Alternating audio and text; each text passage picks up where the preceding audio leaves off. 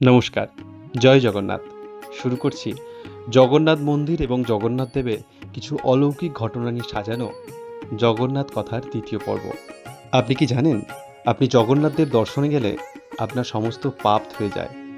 কিন্তু এটাও কি জানেন, জগন্নাথ মন্দির থেকে বেরোনোর পরেই আপনার সেই পুণ্যও কিন্তু শেষ হয়ে যায়। হ্যাঁ, ঠিকই শুনছেন। মন্দিরের গর্ভগৃহে প্রবেশ করতে ২২টি সিঁড়ি সকলকে অতিক্রম করতে হয়, যার মধ্যে তৃতীয় সিঁড়িটি হল যমশিলা। কথিত আছে, জগন্নাথ দেবের দর্শনে সকল মানুষের পাপ ধুয়ে যেত। এমন সময় যমরাজ বিব্রত হয়ে জগন্নাথ দেবের কাছে আসেন এবং বলেন, তিনি যদি সব মানুষের পাপ খণ্ডিত করে দেন তবে তার আর কোনো অস্তিত্ব থাকবে না। এই কথা শুনে জগন্নাথ দেব যমরাজকে তার মন্দিরের অধিষ্ঠান করতে বলেন।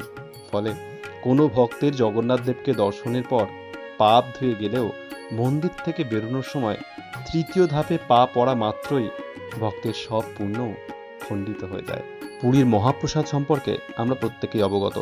যখন পুরীর মন্দিরের রন্ধনশালায় রন্ধন করা হয়, সেখানে পরপর 7টি হাঁড়ি বসানো হয়।